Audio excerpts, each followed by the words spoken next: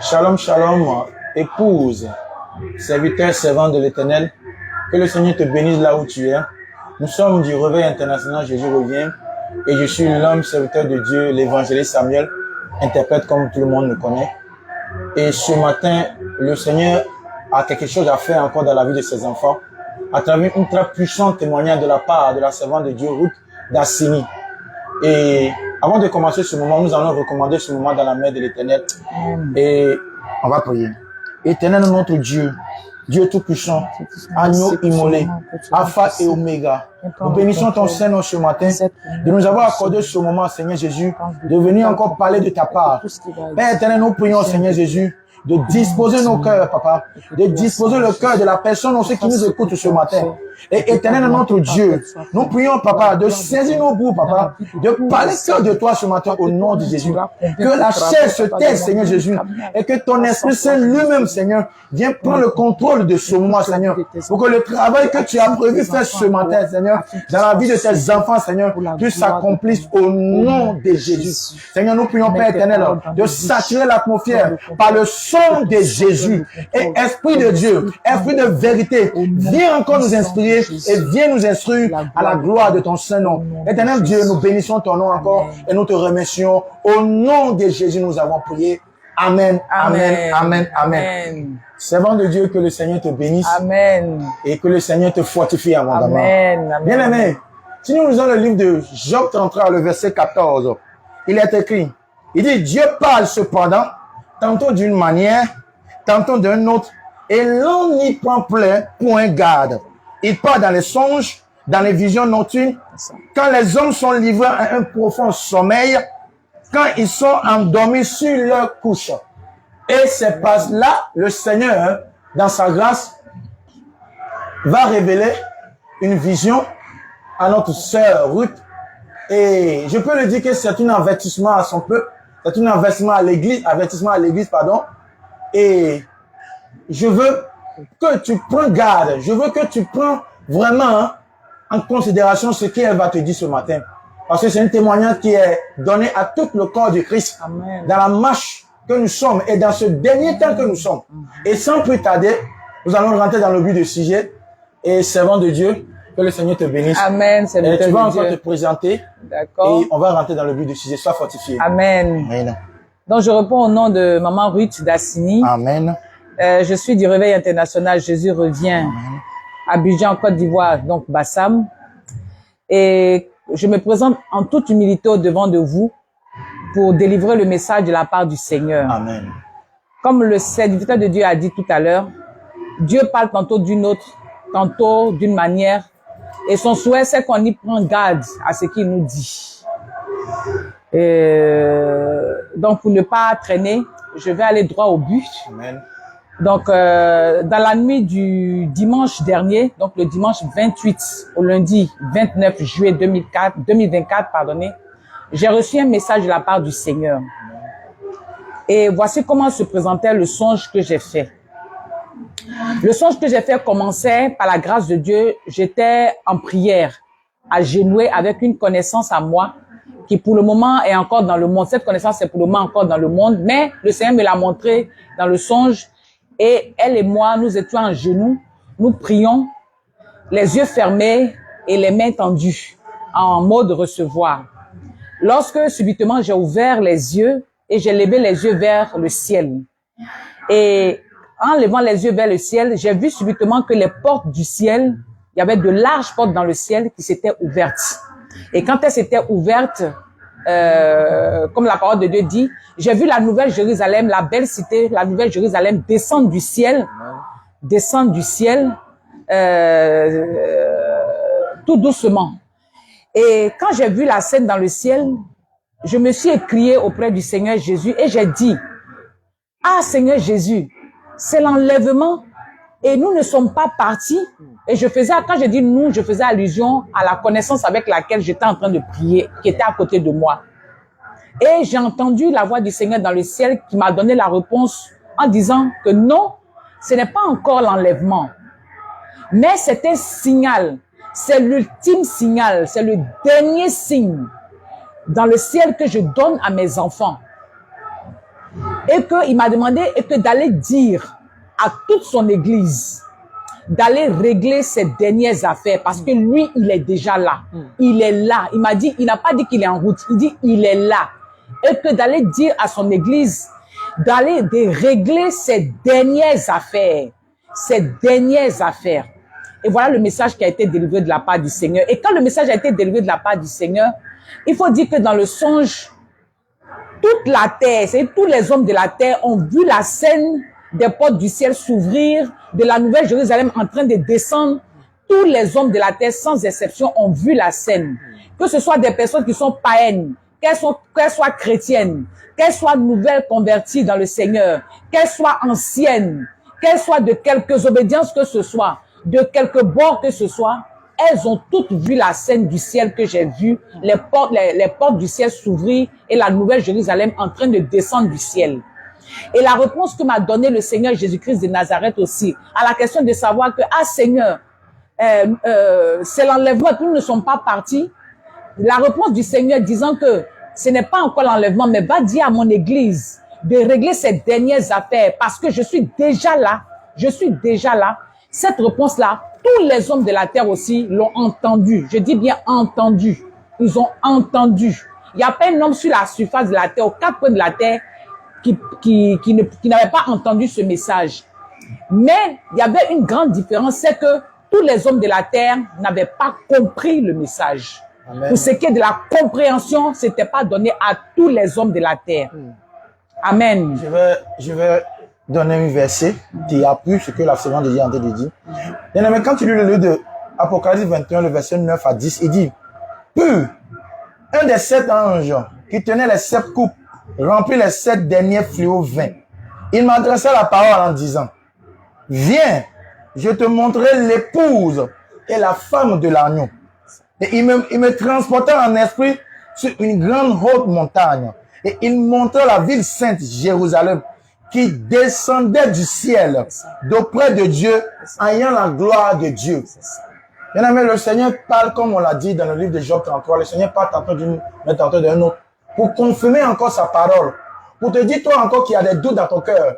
Si réellement le ciel dont on parle, si réellement la nouvelle Jérusalem dont on parle, à cause des soucis de la vie, tu es là et puis tu raisonnes. Il y a beaucoup de faux prophètes qui viennent dans ce monde, qui disent des choses bien aimé. Le Seigneur est en train de nous assurer encore que son avènement est sûr. Et je veux vraiment que tu prends garde de ta marche avec le Seigneur. Ça va dire, on continue. Amen. Amen.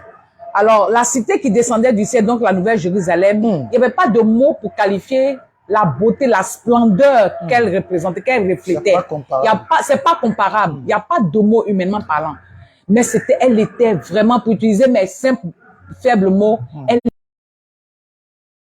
pensait de beau, d'éclatant. Et dès que le Seigneur a libéré le message disant que d'aller avertir son église, qu'elle prépare ses dernières affaires, parce que c'est le dernier signe qu'il donne dans le ciel pour son église, automatiquement sur la terre, il y a eu une vaste campagne d'évangélisation sur la terre, aux 4 coins de la terre.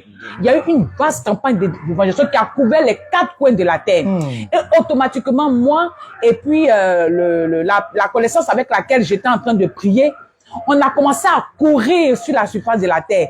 Et tous ceux qui couraient, on courait comme quelqu'un qui te poursuit. On a commencé à courir sur toute la surface de la terre. Et pendant qu'on courait, en même temps, on faisait l'évangélisation. Donc, on courait, tu vois un serviteur de Dieu, bien, tu vois un homme, une femme, en train de courir. Et en partant, elle s'arrête. Elle parle de Jésus à quelqu'un. La personne qui ne veut pas comprendre, cette personne-là, si elle ne veut pas comprendre, elle ne veut pas accepter Jésus, on la laisse là, puis on continue notre route. Parce que le Seigneur nous a demandé d'aller régler nos dernières affaires. Donc, tous ceux qui étaient en train de courir étaient les vrais chrétiens qui ont compris le message du Seigneur. Donc, ils ont compris qu'il fallait régler ce qui ne va pas encore dans notre vie. C'était la dernière occasion de régler ce qui n'allait pas dans notre vie, comme le Seigneur nous a demandé, avant qu'il ne nous apparaisse. Donc, on courait. Moi-même en chemin, il y avait une puissante femme d'affaires que j'ai approchée pour lui parler de Jésus-Christ de Nazareth. Mais la femme, elle était dans ses affaires, elle était dans ses activités, elle n'avait pas mon temps. Elle était dans ses mèches, dans ses bouts d'oreilles, dans ses maquillages, dans ses raisonnements. Elle me regardait comme si j'étais une écervelée, comme si j'avais complètement perdu la raison. Et pourtant, j'étais en train de lui présenter Jésus-Christ de Nazareth. Elle n'avait l'essentiel. Et elle n'avait pas du tout mon temps. Donc, comme j'ai vu qu'elle n'avait pas mon temps, et comme par la grâce de Dieu, je pouvais lire dans sa pensée, elle n'en avait rien à foutre du Seigneur Jésus-Christ de Nazareth. Alors, je l'ai laissé là et j'ai continué ma course. Donc, mais ça nous rappelle du riche et Lazare. Le pauvre Lazare et le riche. Quand le riche était sur la terre, il faisait rien avec le Seigneur. C'est la même chose aujourd'hui. Quand tu sors pour aller évangéliser les bien-aimés, la personne voit sa richesse plus mieux que la vie. Et le jour où la mort va se présenter devant elle, c'est là que la personne se rendra compte que non, il y avait l'essentiel que j'ai laissé. Et toi à qui on prêche l'évangile, toi à qui l'on parle de Jésus, et tu penses que tes affaires sont plus mieux, tu penses que ce que tu es en train de faire, la richesse, mais ne laisse pas jusqu'au dernier jour avant de chercher le Seigneur. Ça peut être plus tard pour toi, bien-aimé. L'argent que tu as aujourd'hui, bien-aimé, le jour où tu vas mourir, tu vas pas partir avec, mon bien-aimé. C'est ça. L'argent, les choses que tu as, les entreprises que tu as, toi qui es riche, toi que le Seigneur t'a donné la richesse, je veux te rappeler que le Seigneur, si le Seigneur t'a béni, c'est pour supporter son œuvre. Et ne remplace pas, le Seigneur ne remplace pas, ne vend pas ton salut. Car la parole de Dieu déclare que si nous gagnons le monde entier, nous perdons nos âmes. Canette, qu'est-ce que nous avons eu, bien-aimés? Et aujourd'hui, quand nous sortons pour parler de Jésus, et les gens, les bien-aimés nous voient comme peut-être que tu n'as rien à faire, peut-être que tu n'as rien, peut-être que tu es censé, et ils te voient comme tu ne vaux rien. C'est comme si il ne fait aucun cas de ce que tu es en train de dire. Mais bien, je veux t'appeler que vraiment, l'essentiel, c'est le Seigneur Jésus. Ne meurs sans Jésus. Ne meurs pas sans Jésus, bien-aimé. Avant que ça ne soit trop tard, bien-aimé, accepte Jésus. Amen. Que le Seigneur te bénisse. Amen. De Dieu, on continue. Amen. Et donc, comme ça, tous les chrétiens, les vrais chrétiens, c'est-à-dire tous ceux qui ont capté le message du Seigneur, la compréhension, puisque c'est comme un message codé que le Seigneur a envoyé. Donc, tous ceux qui ont capté le message couraient sur la surface de la terre. Et l'évangélisation était propagée. Donc, il y avait ceux à qui on parlait de Jésus-Christ de Nazareth et qui étaient programmés pour être sauvés, sortaient de leur lien.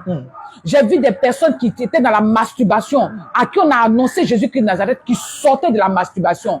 Des personnes qui ne parlaient pas avec leur prochain, allaient demander, confesser leurs péchés, demander pardon et la réconciliation, la paix était là. J'ai vu des personnes qui étaient dans des pratiques mystiques, à qui on a parlé de Jésus, qui ont abandonné leurs pratiques mystiques. Et cela se faisait avec une telle facilité. Ces personnes-là ne raisonnaient pas. Elles se convertissaient automatiquement et c'était authentique. Mais c'est les personnes à qui on parlait de Jésus et qui étaient dans les raisonnements, on n'avait plus le temps. On voulait vraiment consacrer le temps pour eux, mais on n'avait plus le temps. On n'avait plus le temps. Et c'est comme si nous tous qui courions sur la terre, donc c'était les vrais chrétiens. Donc ceux mêmes qui venaient d'être convertis, automatiquement, ils couraient aussi sur la terre. Ils partaient aussi évangéliser quelqu'un. Donc ça courait. Donc ceux qui étaient arrêtés, ceux qui marchaient, ceux qui vaquaient à leurs occupations, à leurs activités. Voilà. Et ceux qui étaient livrés à leurs penchants, c'est l'ensemble de ceux-là qui n'ont pas capté le message du Seigneur qui venait du ciel. Et tous ceux qui ont capté, nous tous qui avons capté, on courait. On courait. Et quand on court, on n'a pas besoin même de communiquer physiquement entre nous, les vrais chrétiens. Par la pensée, déjà, on lisait la pensée l'un l'autre. Voilà. Et l'esprit est un. Et dans notre pensée, c'était qu'on se disait, le roi des rois arrive. Le roi des rois arrive. Il faut qu'on se prépare. Il faut qu'on règle nos dernières affaires. Le roi des rois arrive. Il ne doit pas nous trouver dans cet état. On était préoccupés à l'évangélisation et en même temps à régler nos dernières affaires, à laver nos robes. Donc toi, on te parle de Jésus, tu ne veux pas écouter là. On te dépose, on continue notre route.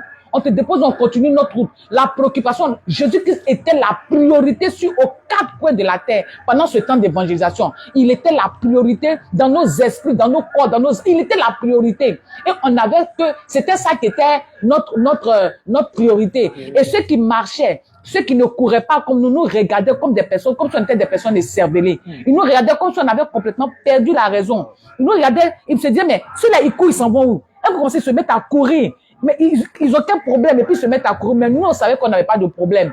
on avait la présence de Jésus-Christ qui était la priorité des priorités. Il fallait gagner le maximum d'âmes possible. Et les âmes qui résonnaient, bon, on les laissait là parce qu'on avait deux choses à faire, de régler nos affaires et la priorité, c'était en même temps d'évangéliser. Donc, déjà, avec ces deux éléments, il y avait déjà plus le temps. Il y avait déjà plus le temps. Et dans notre esprit, on voyait une grande horloge. On la voyait pas physiquement, mais dans notre esprit, tous les vrais chrétiens authentiques de la terre, dans notre esprit, il y avait une grande horloge qui tournait et tournait à une vitesse pas possible. Tu peux être en train de parler de Jésus, il y a de cela peut-être quelques secondes. Quand l'horloge vient dans ton esprit, c'est déjà peut-être 3 heures, 4 heures sont déjà passées.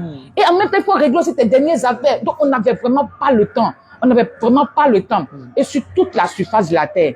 Et voilà donc le message du Seigneur que je livre en toute humilité par la grâce de Dieu à toute l'église du Seigneur où qu'elle se trouve aux 4 coins de la terre.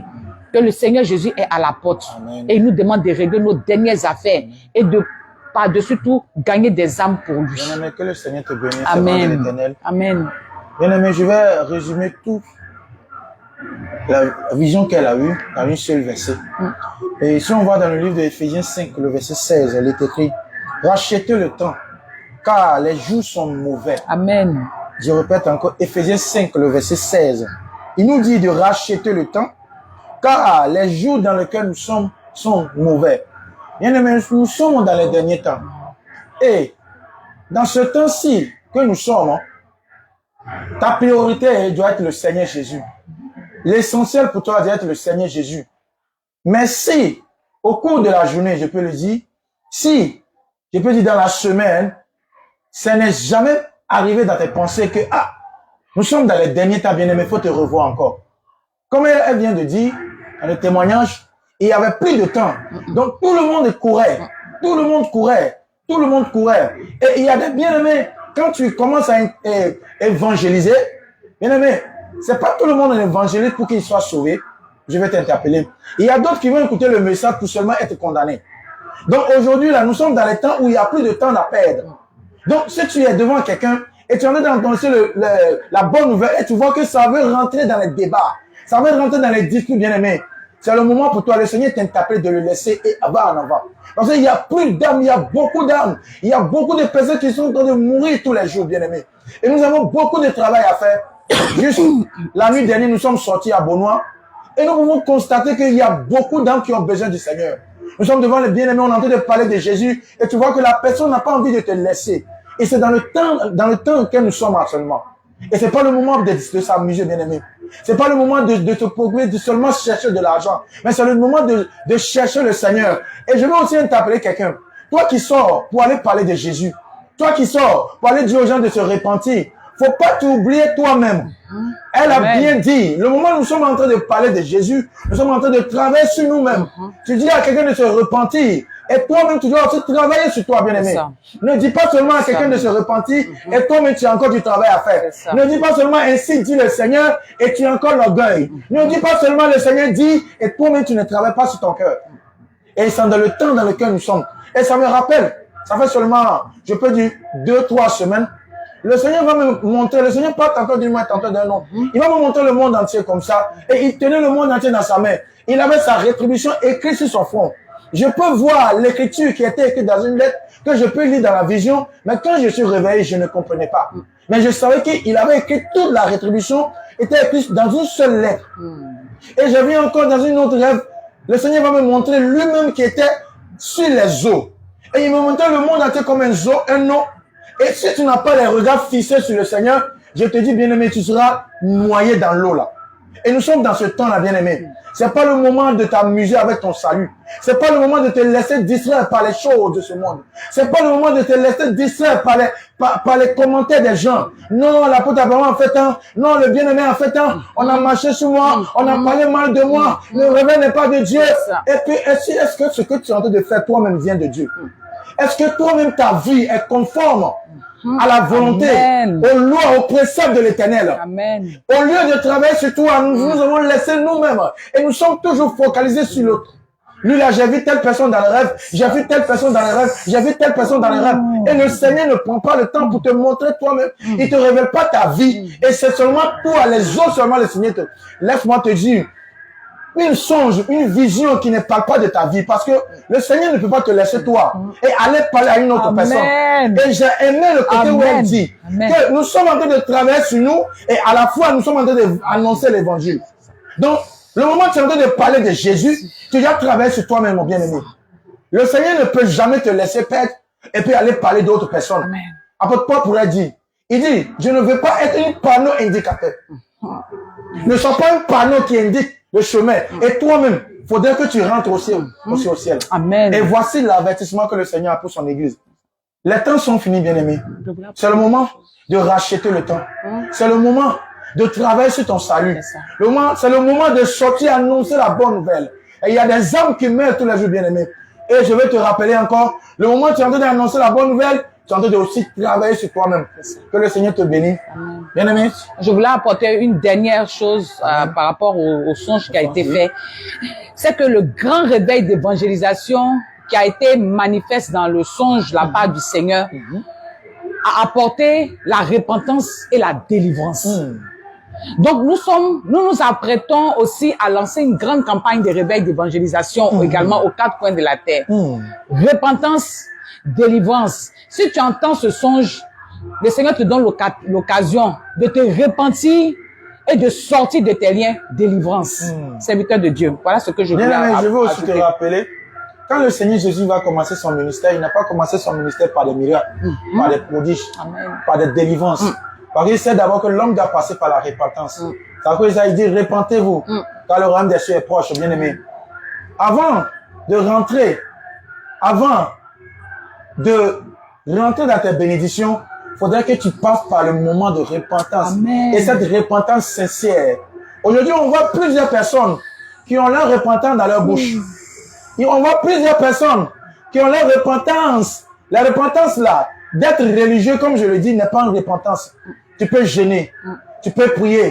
Mais si la repentance n'est pas sincère, si la repentance ne vient pas par un renoncement au péché, si tu n'as pas un dégoût pour le péché, bien-aimé, tu sais très bien que tu es dans la masturbation. Mais s'il y a encore les vidéos, tu es encore sur les réseaux sociaux, en train de regarder les vidéos nues, bien-aimé, tu ne détestes pas d'abord ce péché-là.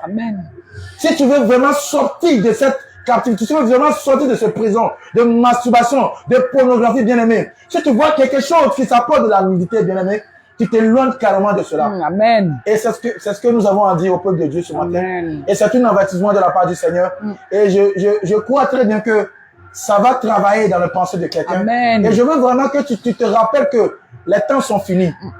Et le moment où tu es en train de parler de Jésus à quelqu'un, tu es en train de travailler sur toi-même aussi. Que le Seigneur nous bénisse. Amen. Et nous sommes encore du réveil international. Jésus revient.